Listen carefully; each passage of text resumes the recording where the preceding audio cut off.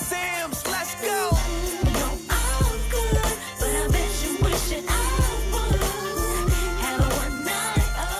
Hello everyone, it's your girl Miracle Sims and you are watching the GSL Talk Show. Tonight we're going to be chatting with Miss Grace Tran and she has a lovely love story to share with us, so stay tuned.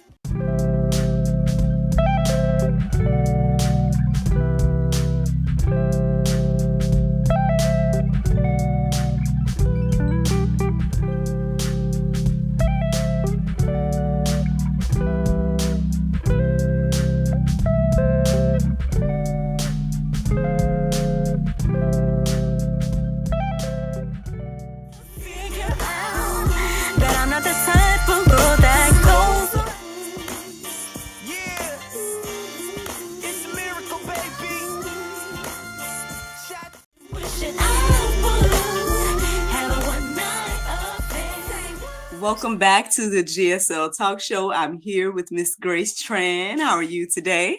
I'm wonderful. How are you? I'm good. I'm good. Excited for this conversation. Look to learn all about you. Yes. Could you tell us where you're from and just a little bit about yourself? Yeah, sure. Thanks so much for having me. I was born and raised in California in the San Francisco Bay Area, in the heart of Silicon Valley. And I actually spent most of my life here, like around this area. I went to school in like North and East Bay, and I worked after school in the South, like Peninsula area, and then had a short stint in Australia, the farthest away you could possibly get from the Bay Area. But the Lord just led me back here. And yeah, actually my husband and I are in a transition season where right now we live in the Bay Area, but we're actually moving soon to Southern California. And it's just been a crazy, incredible ride, just like following God, seeing how he's been leading and growing me in so many different ways. Even though, you know, technically I've been in this area for so much of my life, I feel like a different person, like in so many different ways. So. Man, look, this sounds like a lot of good stuff to hear about all of that. I mean, I know it's interesting. Like you could be a place all your life, and then there's like all these hidden gems, these little cities, and all this stuff around where you're like, I never knew that was over there. So if you're in San Fran and you're like going all the way to South California, whatever you did, you know, it could be a totally different experience. Yeah. I don't know. Is that Yeah. somewhere that you've been before? The place that you guys are going? Sorry, one more time. The place that you're getting ready to move to, have you Oh, been there before and I've lived been there before? there, yeah, a handful of times, but it was a really crazy story because, like, basically, my husband and I have been feeling so we've been married almost 3 years now, and, it's also a crazy story. I can share more, if you're curious about how we met, which was definitely a God story. But in terms Mm, of our move, we had been feeling this, like, undercurrent of, like, we feel like God is going to lead us out of this area, but we don't know when or where or how, like all the questions, right?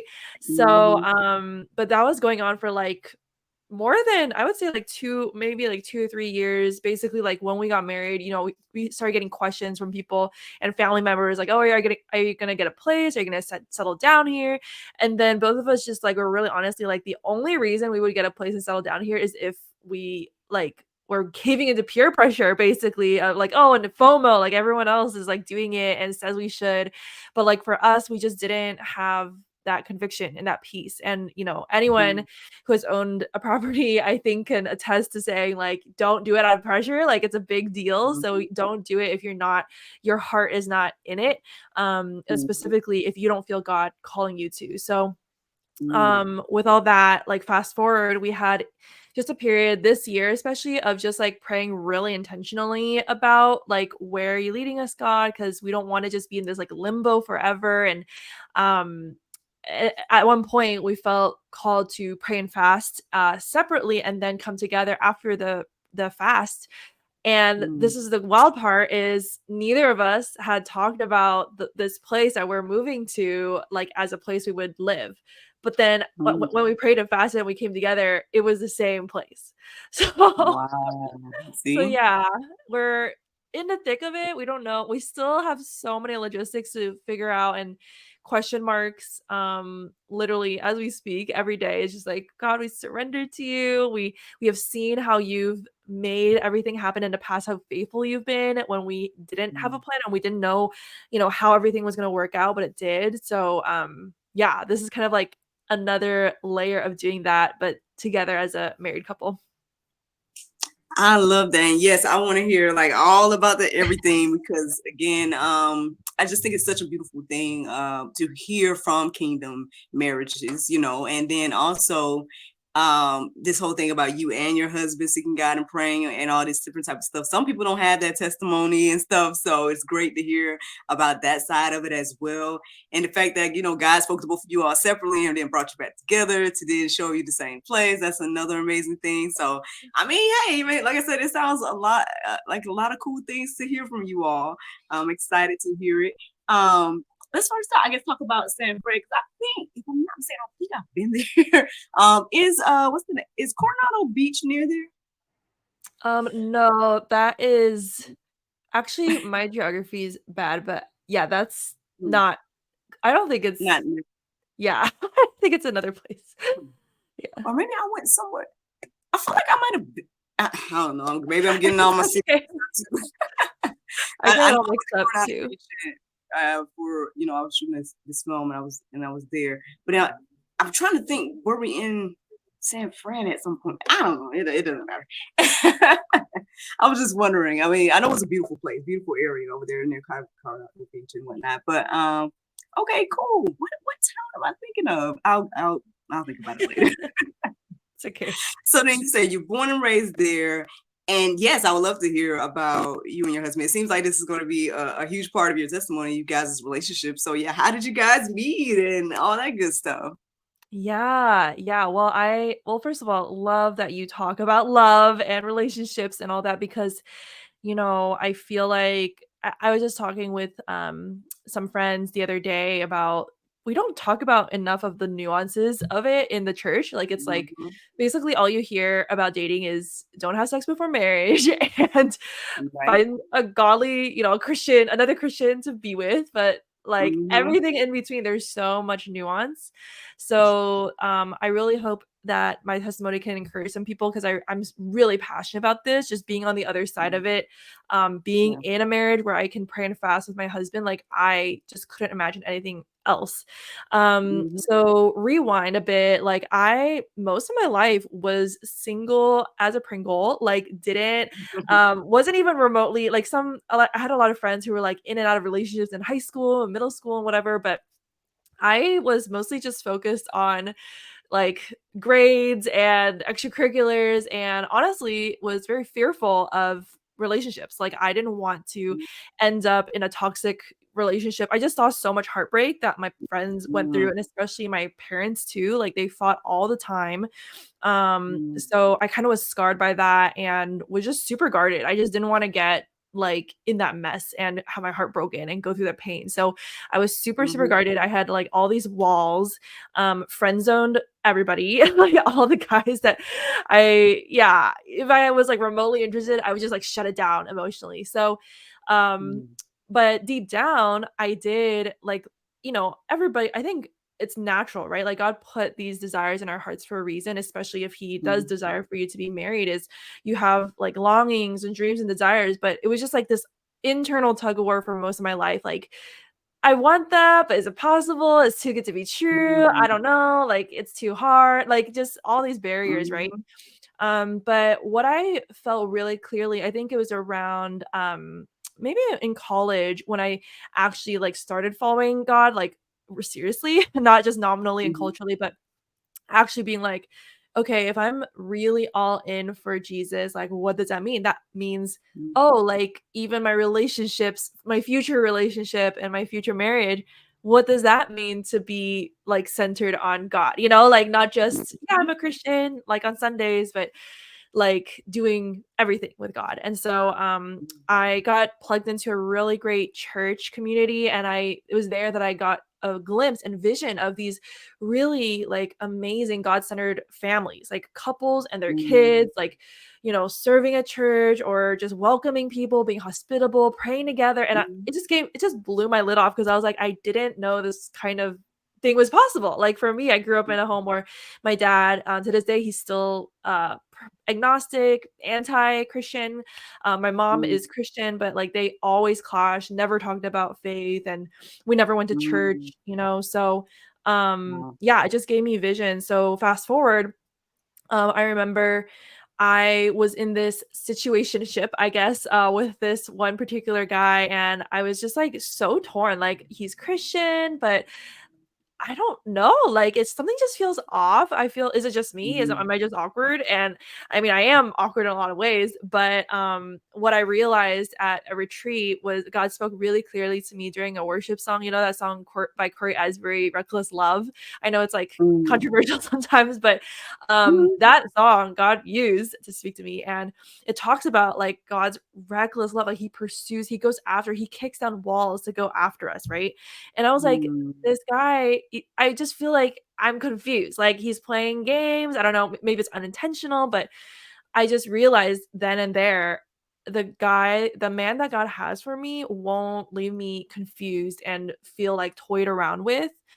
He's going mhm, to pursue me. Like God has the man that God has for me is going to pursue me with the kind of love that God has for me. So it's, mm, intentional and reckless, like almost reckless to the point of like, I'm going to pursue you and make it clear mhm, that you are like someone I value and I cherish. mhm, So, fast forward, so I was in Australia, right? I mentioned, and mhm. prior to that, my one of my career mentors had told me, "Hey, Grace, you should like make a list of like nice to haves and must haves for your future spouse." And I was like, "What the heck? Like, you're a career mentor. Like, why are you telling me about future spouse?" But he's a Ah, believer. So he was like, you just never know when you're in a new season. Like he met his spouse abroad as well. So I was like, sure, whatever. So I made my list, and it got me really intentionally thinking about what kind of person, like, do I feel like I want and I pray for. Like now I became more intentional about praying for a person like this. And mm, then lo and behold, so I went through all this ups and downs. When I was in Australia, I actually hit a really low point of like depression and loneliness because I didn't know anyone there, and I was mm, having a really hard time making friends too, just being American, like not fitting into the culture. And um but through that, God actually brought me so close and intimate with him, and to a point where I was like so happy being single. I was like, I don't need a relationship to fulfill me anymore. Like I used to be like, oh, what about mm, me? And like God forgot about me. But mm, God just used all of those trials and even that depression to bring me to a point where I was like, God is really all I need. I would rather live the rest of my life single, serving God, glorifying Him, than be with someone on my own strength who's not following God, who's not the one that God has for me. And mm, ironically, that was how I met my husband. So at that point, both me and my husband in parallel got to that same point of surrender because my husband also went through his mhm, own journey of doing that. And then I think that's when the Lord was like, okay, you're ready now. You're not going to idolize a relationship if I give you one.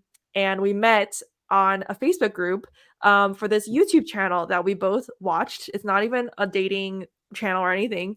But he mm, commented on my post. We went back and forth. I was like, you live in California, I'm in Australia, nothing will ever happen. But then he slid into my DMs, and in a non-creepy way, it was very classy. Um mhm, and I started to realize, oh wow, he kind of has this trait of like that kind of pursuit that I was looking for. And not only that, but we mhm, talked on the phone or like on video because of time zones. We would talk every day almost for like 4 months to get to know each other deeper. And then 4 months later, he flew from California to Australia, and he'd never been to Australia, didn't know anyone there, just to come meet me in person. And I was just like, if this isn't reckless love, I don't know what is. So, aw. yeah, fast forward, we've been married almost 3 years now. Yay! Well, look, shout out to hubby, Thank shout out to you. hubby.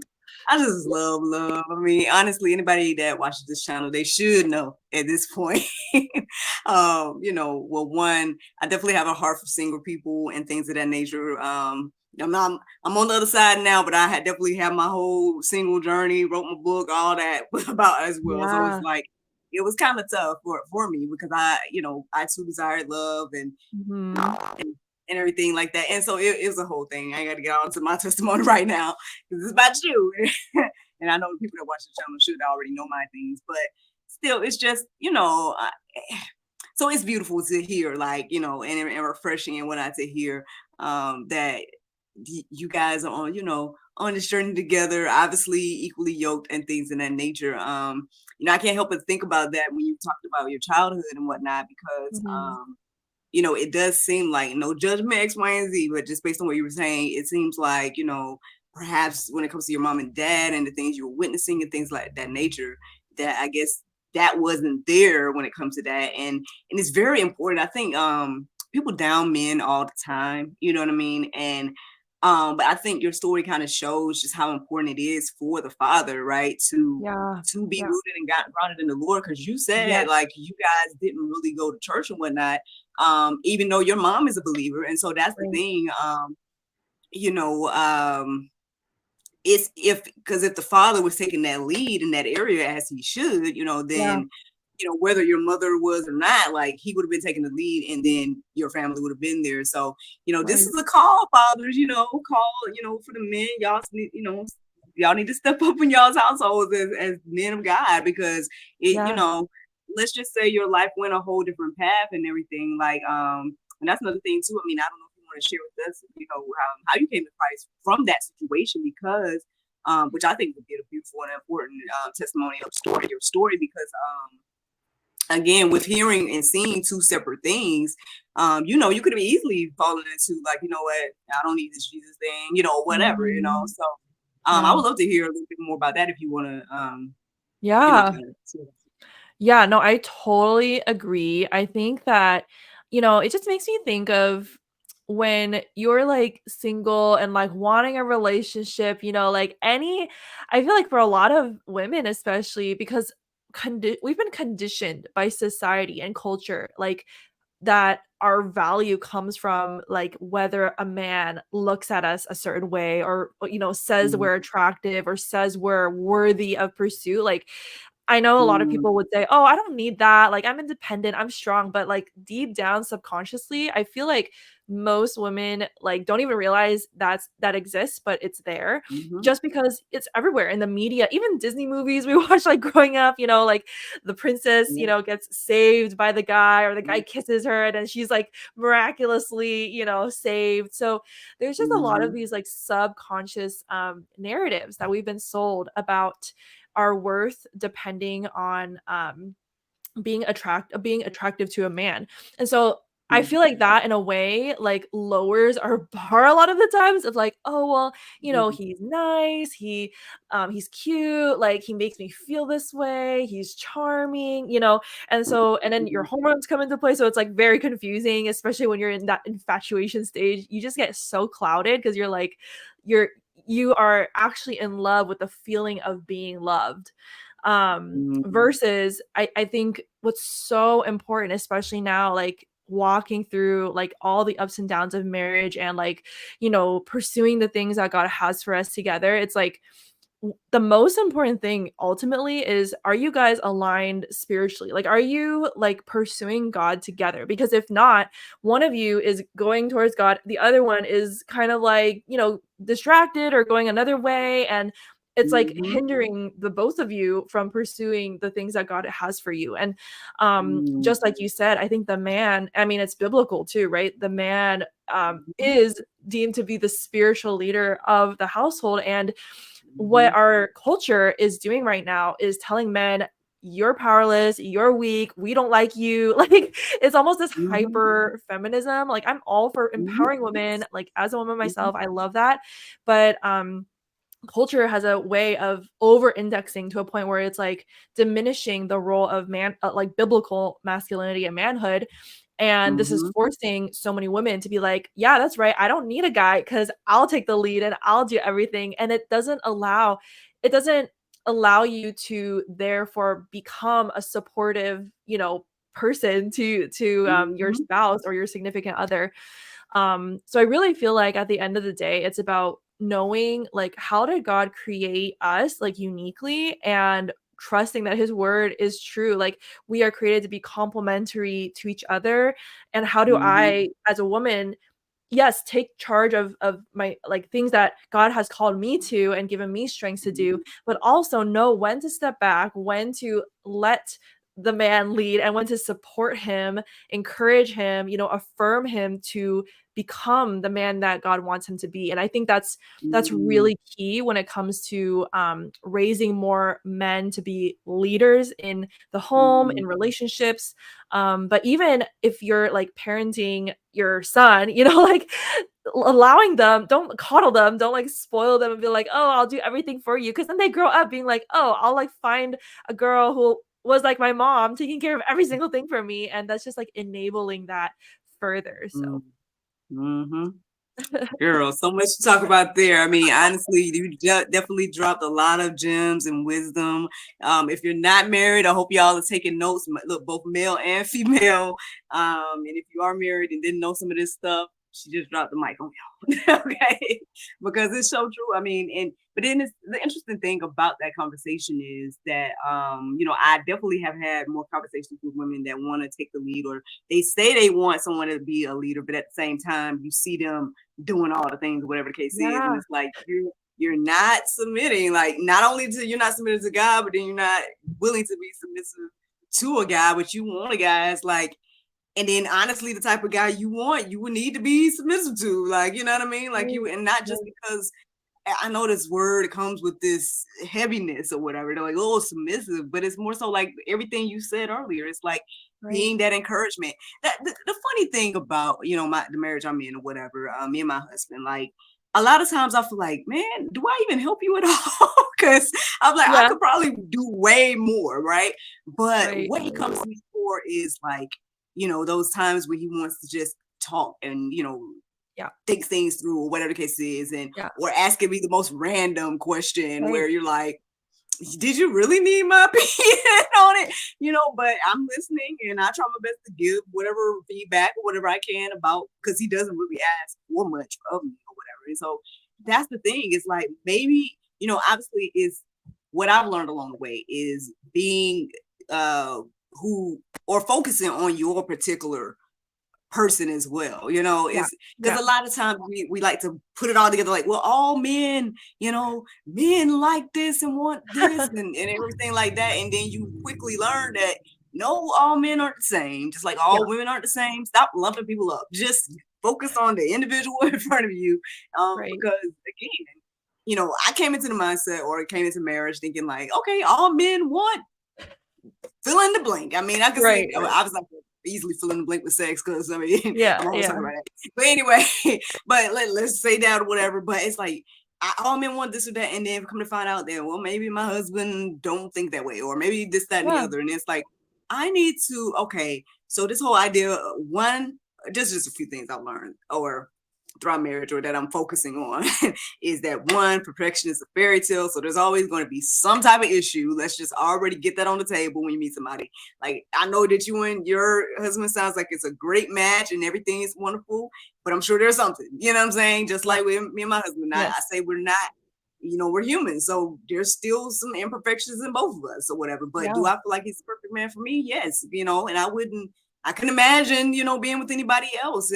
And that's the thing. It's like, girl, don't get me started because I feel like I feel like I've been having so many conversations with different women and stuff, and it's like you're not willing to help the man become, like you said, who he is, who God created yeah, him to be, because we aren't, girl, why are we getting on this? We because it's fired up. like, just like I know that I'm not perfect, right?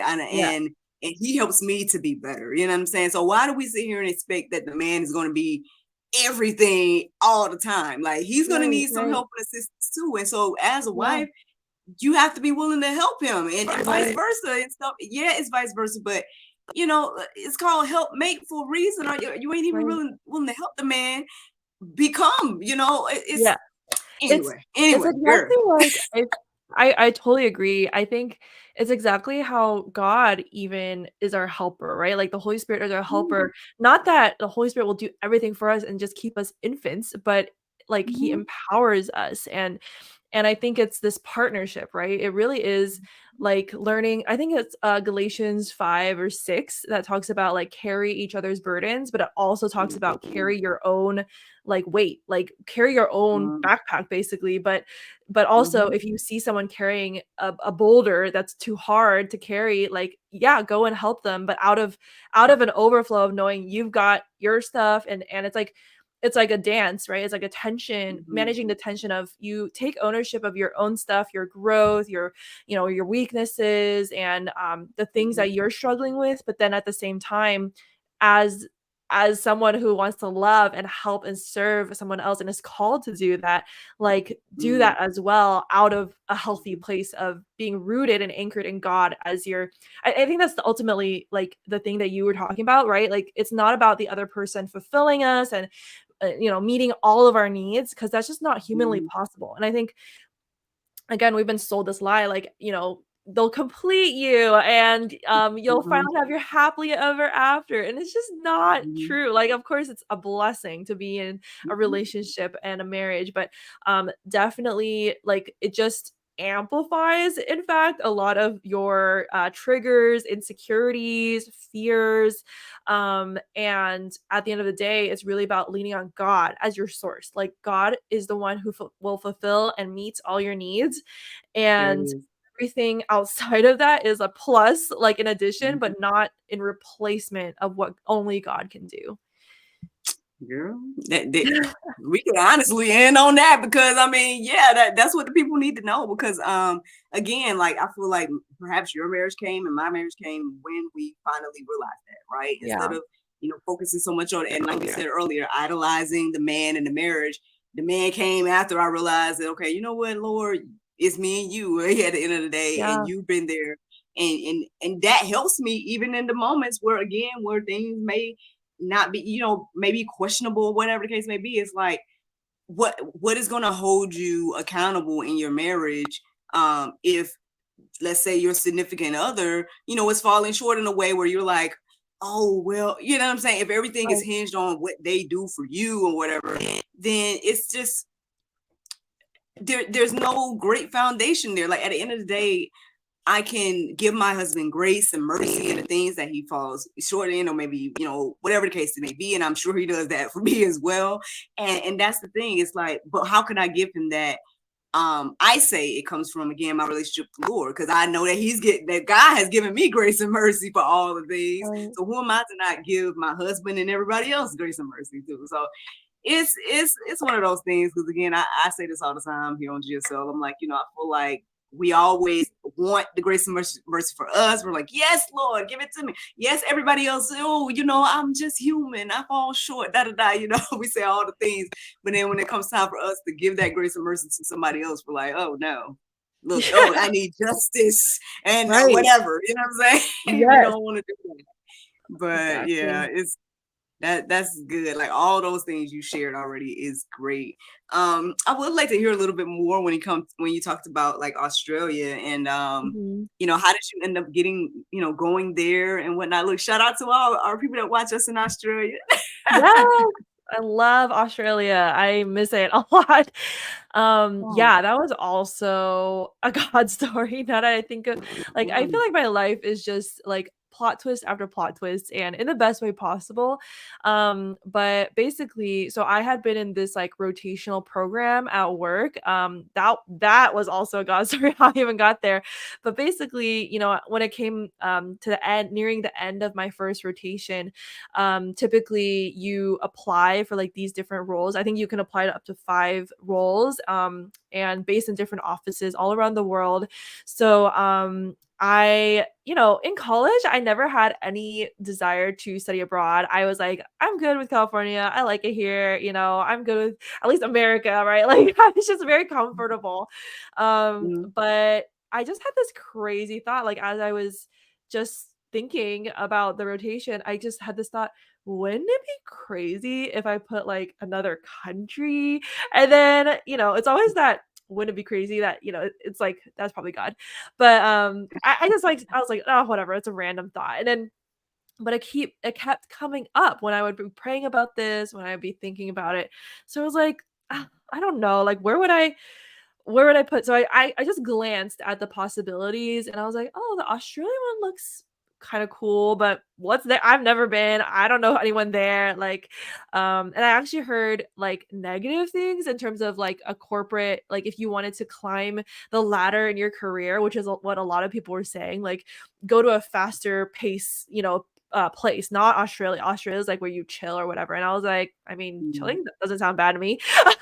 But it just made me feel like, "Oh, I guess I should do that and not do Mm, this." But then again, it just kept tugging, like, I felt tugged towards it, and then mm, what really confirmed for me to put Australia on my list and it was the 5th on my list, to be honest, but I didn't even put it on until I heard basically multiple people, like different people, prayed for me prophetically and actually told me, mm, Grace, we feel like God is like telling you to step out. Like they kept saying this phrase, step out. And then I was like, yeah, that really like has been resonating to me. So I wrote my journal. I remember I underlined, circled it, step out. And then and then I was like, but I mean that could mean a lot of things. Like I don't know. Does that really mean like go to another mhm, country, go to Australia? I don't know. But that's what I was like asking God about. And then the crazy part was I was on this plane ride just looking at how like airplanes they have like limited selection of movies and I had watched most of the movies already so I picked this random independent film that was a foreign film and I usually don't watch like indie foreign films. I'm usually like a Marvel girl, like a very basic blockbuster person. But I watched this movie and I was bawling. It was exactly about what I was going through in terms of like life is too short to ask what if. And it was all about live your life now. You don't know what's gonna come. And at the mm, end, black screen, 2 words, step out. And yeah, I know. My reaction was like that. I was like, my jaw just mm, dropped and I just took out my journal. I was like, oh my gosh, if that's not God, I don't know what is. mm, Um, mhm, mhm, so yeah, I took that as like really confirmation, like God wants me to put Australia down, but I put it as my last choice. I was just like, I don't know. I still don't know about it because I was still hesitant. But lo and behold, I got paired up with my last choice, and it ended up being one of the best to this day, still one of the best things that's ever happened to me in terms of growing me spiritually and in my confidence and also in my identity, like taking me away from what was familiar and like even the crutch mm, of community. Cause like I think a lot of the ways I defined myself was, oh, I'm a leader because like of this community I'm leading in, or I'm a ministry, like I'm this title or I'm known for this, or people say I'm this. And so my mm, perception of myself was based on other people's perceptions. So when I went to Australia, it was like, I don't have anyone here affirming like who I am anymore, and I'm mhm, starting completely over.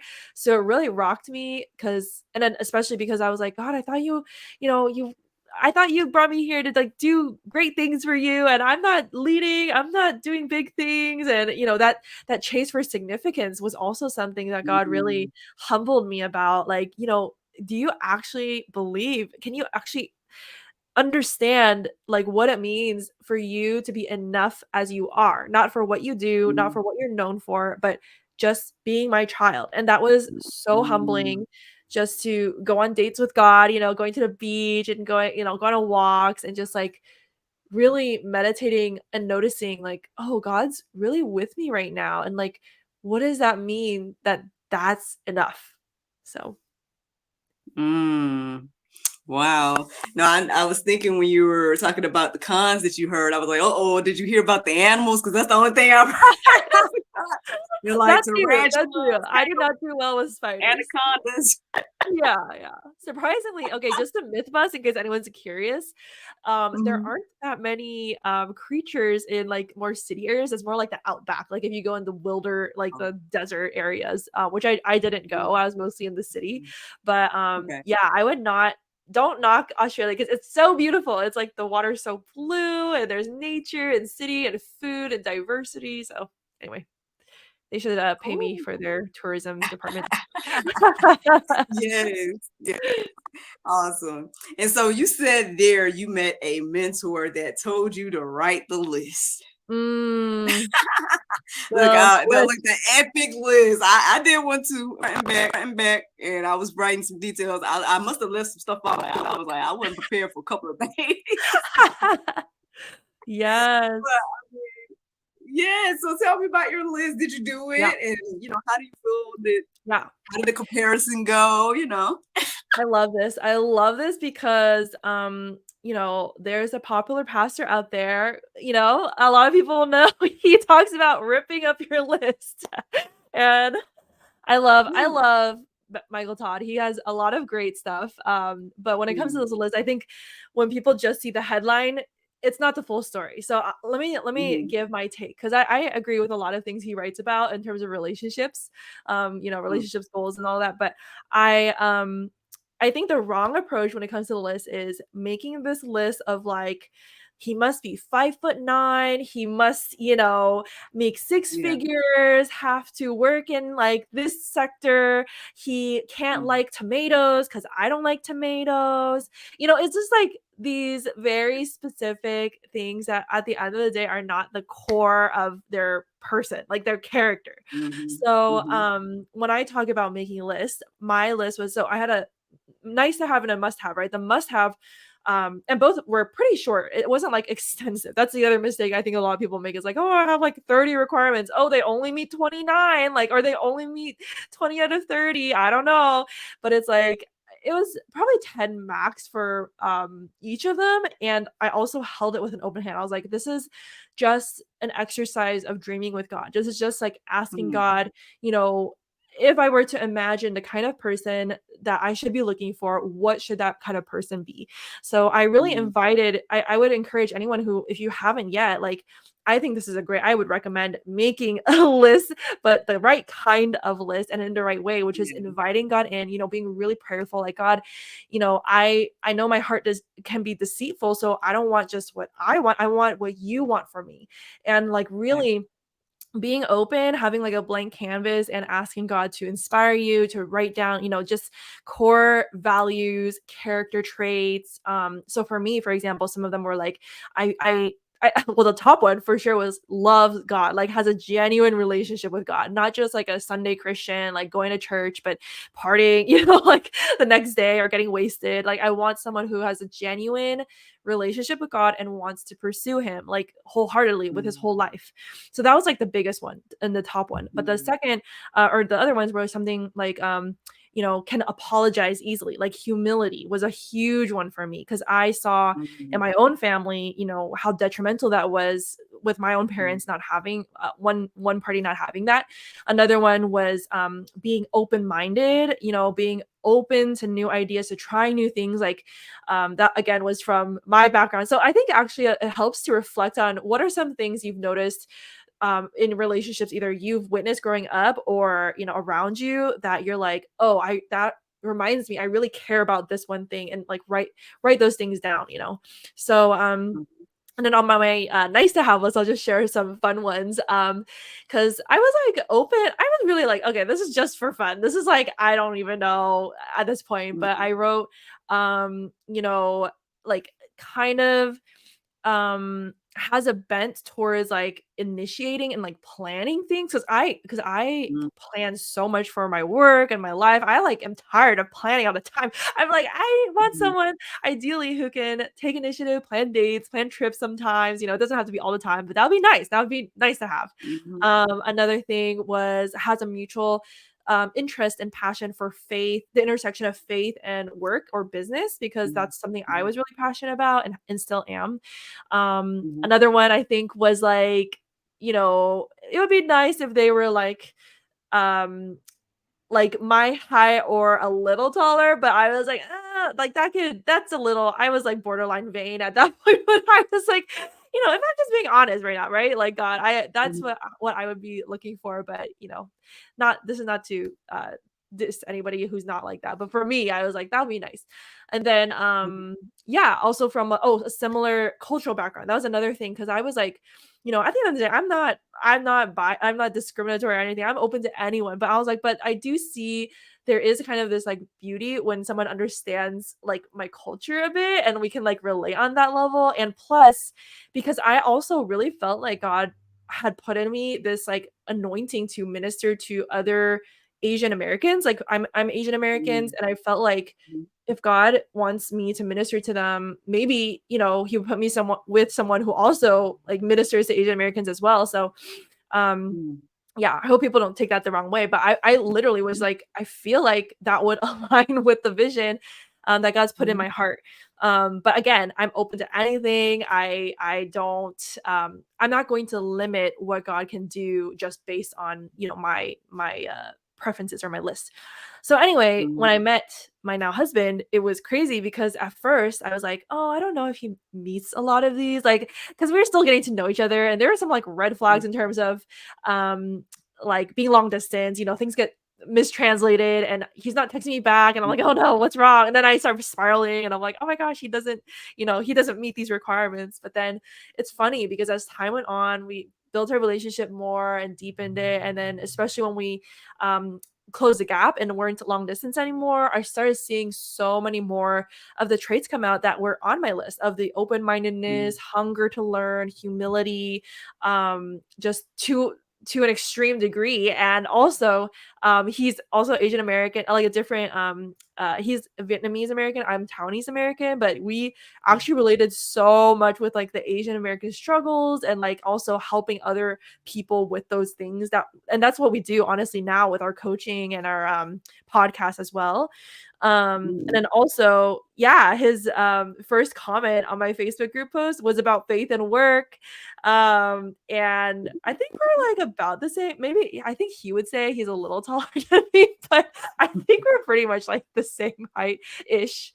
So Mhm. it's just funny how God actually met like most of, if not all of my requirements. And he loves planning. So that was like crazy to me too. So Awesome. Listen, God can do it. He can and will yeah. do it. And honestly, you writing the vision. That's what Yeah. it is.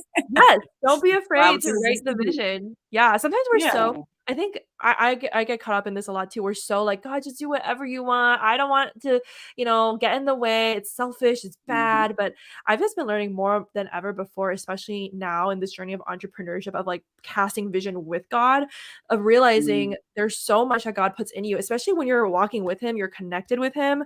Like there's so Mhm. much of your own desires and dreams that are from God. You just Mhm. need to own it and embrace it and believe it. And yeah, just like you Mhm. said, like he cares about the things that we care about. So not saying he Mhm. owes us anything, but it's like, don't be afraid. He's your father. Like any good dad Mhm. wants to hear from his kids what they want. And just because he doesn't give it to them, especially right away, doesn't mean anything about like his love for you. So Exactly, exactly. And then I also was thinking about that phrase. Oh goodness, what was it? Not not about writing the vision, but oh well, yeah, I guess like you have not because you ask not and things like that. You're not asking yes, God for the things you want, you know? yes, So ask there and you you'll go. receive. Yeah, exactly. Yeah. Yeah. Exactly. And so again, you guys are on this journey. You're pursuing God together. Obviously, I know you talked about the coaching and the podcast. I mean, I knew there was some type of ministry because here you are sharing your story and your journey and things of that nature. So, tell me, how did you guys decide to get into what you all are doing now, and what kind of things you guys have going on, and what should we expect from you all? Yeah, well, we're on the journey of finding out ourselves of what to expect. Ah, God is, definitely leading us in this journey, which is great, but it's also, like, mhm, so many question marks. mhm, But yeah, in terms of how it started was also I feel like every question you ask me, I'm just like, everything is a God story, so hope this inspires people to know you don't need to have a plan. I think a lot of the world tells us you got to map out your life plan, 10-year plan or whatever, and literally mhm, like all of the things that have happened to me has not been because of my plan, has been because Mhm. of I feel like God is saying this, and then discerning and just taking the steps of faith and seeing amazing things unfold, which includes Yes. our podcast, our coaching, our the businesses, the business stuff we're doing right now. So basically last year, so I had been working in corporate, like in my tech job, and then in 2020, in the thick of the pandemic, felt a clear tug from God to transition to full-time ministry to work for our church, which I Ooh. did, which was very scary, but also I just knew I don't want to live my life thinking what if and regretting, just knowing that the only reason I would say no right now is because of fear. Like I don't want to live by fear. I want to live by Mm. faith and obedience and trust in Yes. God, right?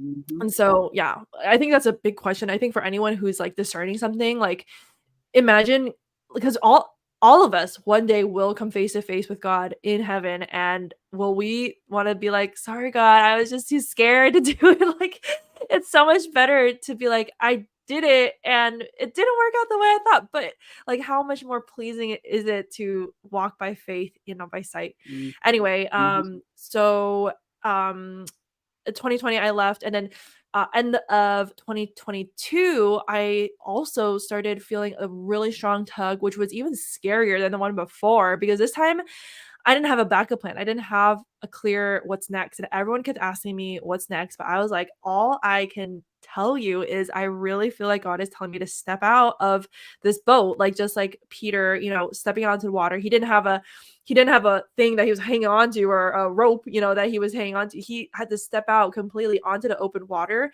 And that's how he got to experience the miracle walking on water. And I really felt God was Mm. saying, you're not going to experience all that I have for you unless you really just step out without a plan. Because everybody was telling Mhm. me, and also all the research online says, never quit your job without a plan. But I was like, God's wisdom is not the same as human wisdom. And There you go. at the end of the day, again, I don't want to live with regret. So I stepped out, and again, praise God, I feel like he set it up so well, the timing of everything, because like me and my husband had been married like 2-ish years, and then prior to that, actually right before we got married was the pandemic, so like all the things lined up perfectly, where at that point when Mm. I left, at least he was still like making an income as well. So I also felt like, okay, we're not like totally hopeless right now, or it's Mhm. there's at least a little bit of reassurance there. But even then it was still really scary because we live in a very expensive area, and finances is always an issue or a topic Mhm. here. But in that process, God taught me so much, even more than I think, kind of similar to Australia, like about really trusting him, really leaning on him as my provider, as my source, as my Mm. comfort and my identity. Again, I felt like God was, it's like he ripped some layers off of me as an onion, but then now it was like more layers off, of like, oh, did you notice that so much of your identity worth has now become wrapped up in what you do in ministry, what you do, what you Mhm. produce in your work? And again, like these cycles of like doing for God but not being with God. Mm. So it just, from that place of relearning how to be with God, that was where I got so much clarity about who I am, and also what is God calling me to do. I saw this quote recently, and I felt like it was really well put, that said, don't pursue your calling, pursue God, because he knows your Mm. calling. So the more you pursue God, the more he's going to speak to you, the more you know his voice, and the more you know what he's saying to you about your calling. If you're pursuing your calling apart from God, it's just making your calling an idol, and it's just making yourself significant, Mm.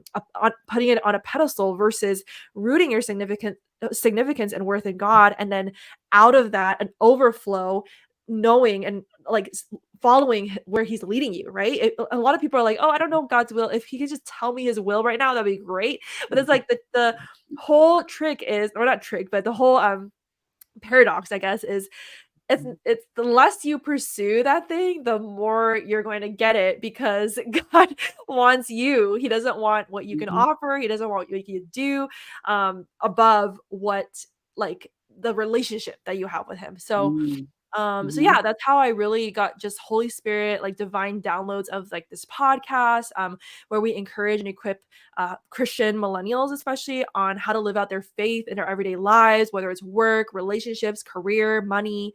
And then both me and my husband like are very passionate about that. So it just worked out that we co-hosted it.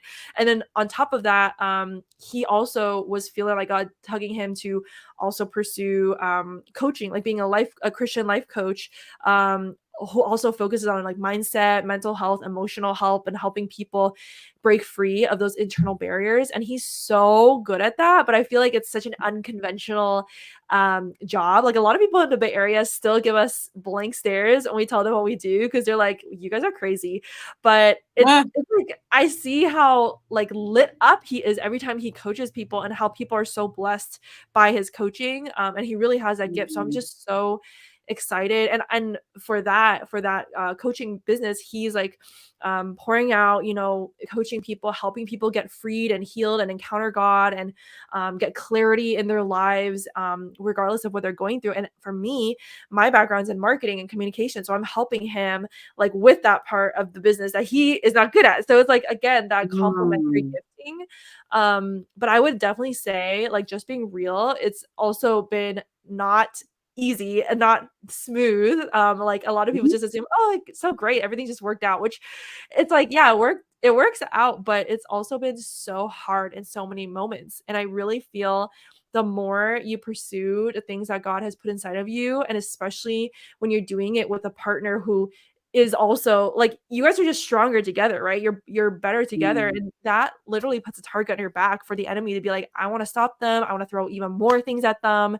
Um, mhm, so we went through a lot of like emotional, mental, spiritual battles, I think especially this year. And mm, just like all the shifts happening, really good shifts, but also challenging at the same time of being uncomfortable, being mhm, misunderstood, feeling uncertain, and also even between us, like learning how to, like operate, like be business and ministry partners, but then like put boundaries around that to make sure we're not just talking about business all the time. Like our marriage comes first. So mhm, mhm. Girl, listen, we can sit here and talk about this stuff all day because honestly, a lot of this is very, very important. I hope the people are listening to all these gems you're dropping because I love that you, are honest about the growth because you're like, okay, I went through something when I was in Australia and I'm learning, I'm growing, I'm getting closer to the Lord. And now that I'm married, it's a whole nother level of learning and growing and getting closer to the Lord.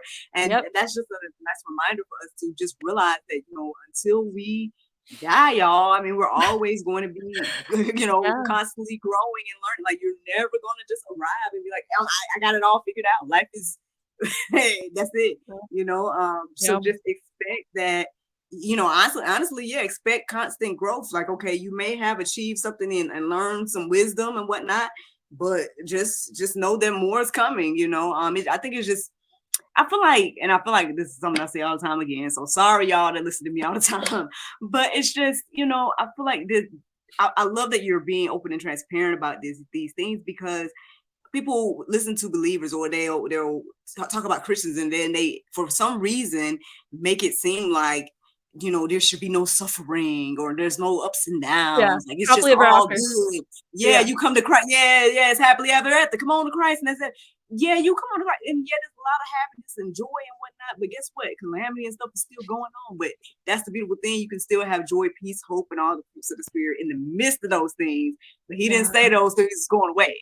So that's Right. the thing. Like, I mean, I just think it's great that you were talking about that part. And then also, I was just noticing, I was about to give you some kudos, and I guess you and your husband, right? Kudos for, kind of like pushing him and to pursue his purpose and nature. I could kind of relate when you talked about like the joy that you see your husband have when he's doing and walking in his purpose. Like, same for Yeah. my husband. I've been trying to, encourage him a little bit more to step out on faith when it comes to, certain things about the giftings that I see in him. But at the same time, the gifting that he's already like how can I say, accepted, then when I see him walking in those and seeing the joy and whatnot coming from it, it's a beautiful thing to, see that in Yeah. your spouse and stuff. And I definitely want to encourage that. And that's great. See, this is why we should be out here helping our spouses and not hurting them by Yes. Yeah. nagging them or whatever that we do as people. I won't just say women Right. because I'm sure there's men out here nagging women as well. But just Yeah. saying for those that want to be married, okay, let's remember that. But interesting thing, you like you're helping him pursue his purpose, but then ultimately both of you guys are pursuing God's purpose. And that, I Yeah. mean, honestly, nothing can get better than being in his will and doing things his way, even though we don't understand everything. We might not understand everything. It may be Mhm. dark a little bit. You may be like, what are we doing, Lord? But at the same time, as I just noticed with my journey, like the more I just put it in God's hands and stuff, like next thing I know, open doors, opportunity, different things. I'm at peace, and I'm just asking the Lord, okay, well, what are we doing? You know Yeah. what I mean? Instead of Yeah. worrying and stressing and trying to navigate it myself and be like, oh, okay, God gave me this huge vision, and so let me go ahead and do it my way or figure out a way to do it.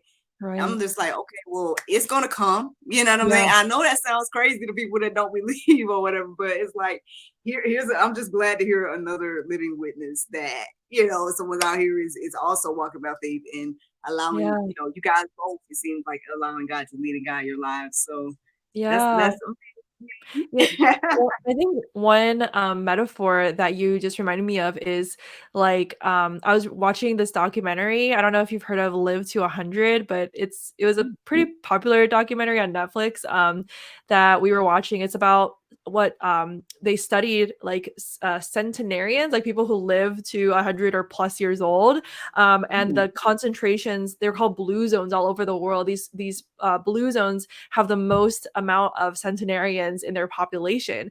So they were studying these trends amongst like the longest living people. And one of the key trends was they have built in discomfort and inconvenience in their life. Like they don't take the elevator, they take the stairs, or they have steep hills. They have to carry baskets. They garden and they don't have machines to do the gardening. They have to manually exercise.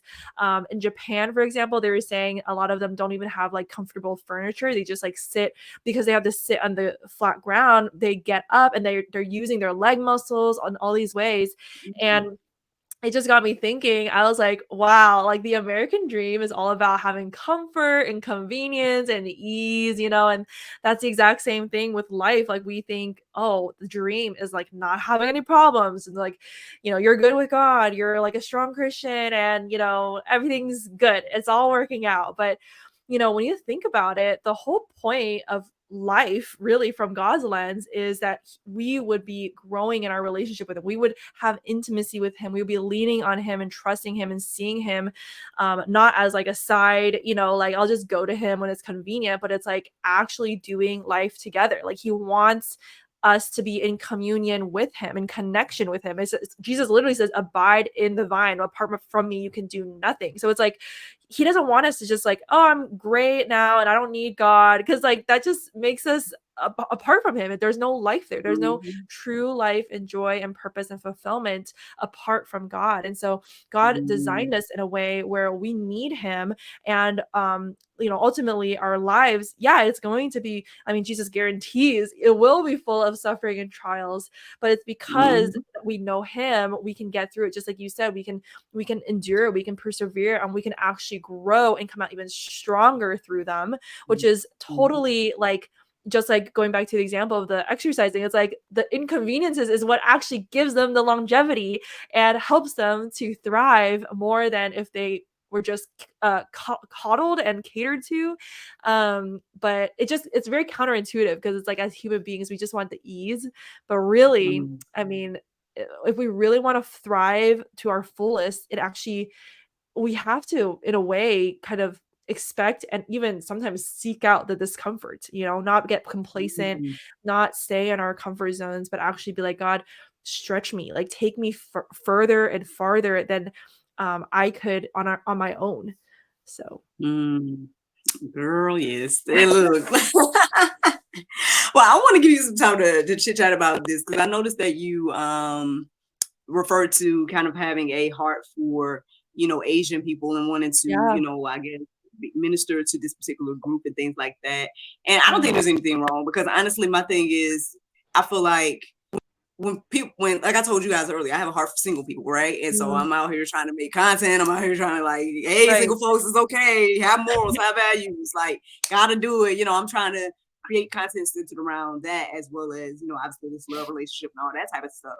And feel led for the Asian community, which I don't think there's anything wrong with. Because again, if all of us are doing what God is calling us to do, then everybody's going to be right, affected and taken care of. Because yeah, again, so your heart is different from my heart and the next person and the next person. So we all should just be encouraging each other to, do that thing that God has placed in their heart. So I don't know much. I'm not gonna sit here and act like I, know everything about, the Asian mhm, community. And then also I know that Eastern religions and whatnot are vastly different from Christianity yeah, and whatnot as well. And so I would think, now you could correct me if I'm wrong with it, but that there's probably a huge as they say harvest in the Asian community yeah, because let's just say if they're not if maybe the majority are still perhaps tapped into Eastern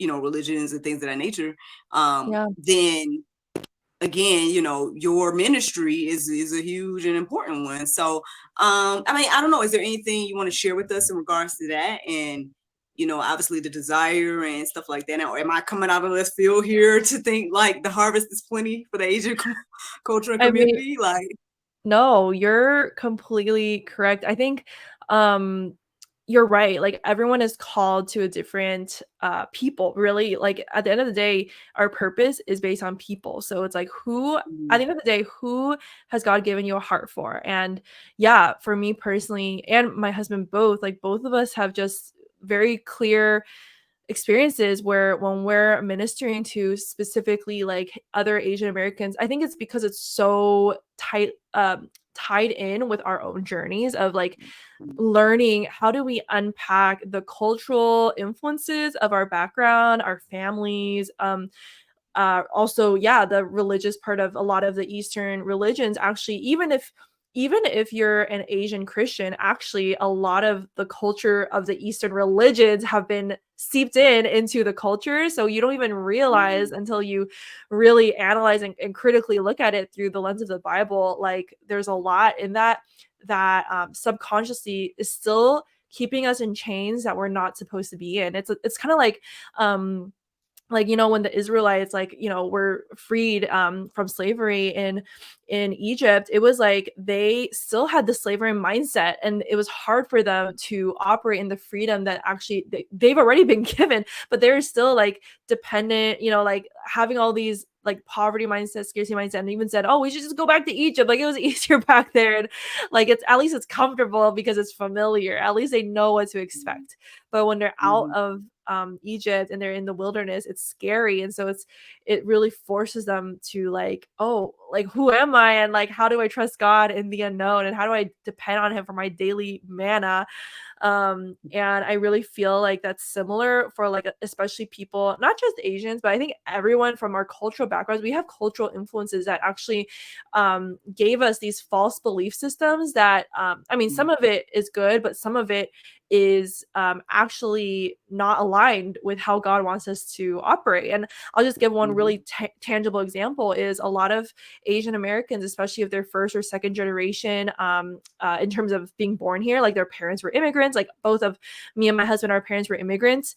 And it's very common to have this very lack and scarcity mindset of like everyone's out to get you, because that's the mindset that they came over here with, was we need to survive, like we can't depend on anyone, we need to just hoard everything that we have, and mm, don't waste money, don't spend on anything, like it's like super super it's frugal to a fault where it's like being mm, stingy and not trusting God in mm, being our provider, and so financially, that looks like a lot of Asian Americans actually putting money as an idol without even realizing it, because it's disguised as this is a wise decision to Mm, oversave and to overhoard and to why would you be generous? That's wasting money. Like these cultural mm, narratives that are just not aligned mhm, with what God says. Like he says in his word to be generous like so much, and he talks about money as like the love of money is evil. It's like literally mhm, what makes you go down the wrong path is like over depending on money, or even depending on money at all as your savior when mhm, God should be your savior. And so I mhm, think there's a lot in that, but because both me and my husband have walked through ourselves of realizing, oh, like, this mindset from our background, we thought our whole lives it was normal and it was like what we just saw around us. But actually, when we really walk with Jesus, what he invites us to is a totally different way. And so, how can we mhm, help teach more people how to do that and how to unlearn and relearn so that they're walking in a way that's God's way and not just the default way of the culture, even if it's a culture that they feel like, oh, like it's Christian, or, like everything is working out for me fine. But where's your heart? Like, is your heart, um, are those systems and structures and belief systems like making you more self-sufficient and more dependent on yourself, or like what can you do, what could God be inviting you to do to depend more on him and see him as your savior and provider and your refuge? Because at the end of the day, it's mhm, not about this survival mindset of like I need to that's an orphan mindset, really, is to think that you don't have anyone taking care of you, so you have to do everything yourself. But when we are adopted as sons and daughters into God's kingdom, it's really deeply understanding I'm not an orphan, and how can I like mhm, really understand that so that I have this abundance, not like a prosperity gospel mentality, but this abundance mentality of God's already given me his inheritance. Like I have the inheritance of Christ. I have everything mhm, I need. Psalm 23 says I lack nothing. He literally mhm, doesn't withhold anything that he knows is good for us. And how do I really understand that so that I can live free and full and generous, and yeah, in a way that God really designed me to. So, oh, I think you're on mute. my bad. No, I was saying, well, it sounds like you and your husband are, have a great and wonderful ministry happening and everything like that. I pray that you guys continue to, learn, grow, continue to come together as a couple. Don't forget y'all's, couple time and all that as well in the Yes. midst of the ministry and all that. Yes. I definitely praying that you guys can continue to do God's work and everything like that. Is there anything else you would like to share with us before you go? I would just say I love, as all of you can tell, I love talking about this stuff. So if you have any questions or want to unpack things further, or even if you just want to learn more about what we do in our coaching services, you can always look us up online. I don't know if you'll include links, but our website is with the trans, that's our last name.com, and our podcast is called Let's Unpack That with Alex and Grace. And I mean, we just are passionate about this in so many ways, but we're also very real about, our own failures, our own mistakes and struggles, and, many ways that we feel we've been humbled by the Lord graciously. But through that, we just want to share our lessons and what we're continually learning, to really empower and encourage more people to pursue God, because it is worth it. It's a lifelong journey, just like you said, just walking with God and leaning on Him. But that's the whole point of life is to walk with God. And so I just pray that this conversation we had like really encourages people to remember like the point of life is not the safe, comfortable, convenient, pain-free life. The point of life is to know God intimately, to love him, and then to love others with that same love that we're receiving from him, and to love ourselves as well, right? It says love others as ourselves. So what does that Mm, mean? To love yourself, not in a worldly way of like self-love, like being self-centered, but being mm, filled up so that your cup can overflow. And so we talk a lot about that. And it's been a huge part of my own journey going from, a burnt out, workaholic, savior complex person, people pleaser, to now just experiencing, oh my gosh, this is so amazing to pour out of an overflowing cup. And yeah, I just want more people really to experience that as well in relationships and identity and work and all the areas of life. Yeah. Awesome. Well, I again appreciate you coming. I mean, you and your husband are both welcome to come on back one day and share Thank with us what, you. both sides of the marriage and how things are going.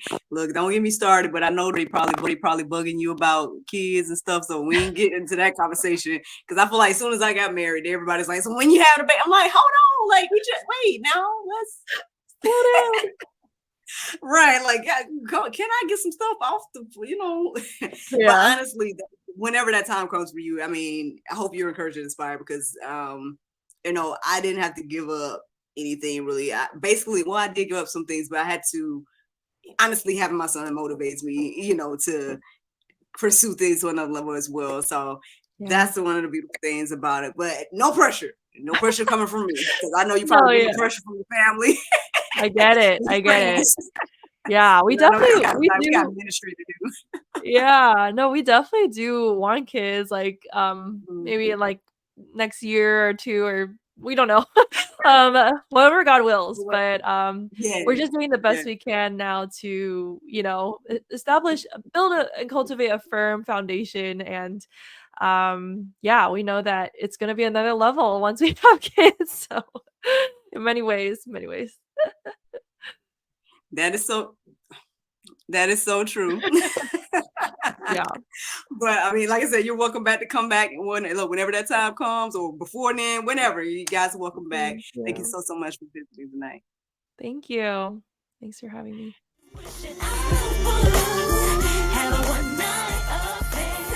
Thank you so much for watching the GSL Talk Show, and thank you to Miss Grace for joining us tonight. I look forward to meeting her and her husband again one of these old days. Don't forget to like, subscribe, and share, and check out Miss Grace and all of her endeavors. Have a good night.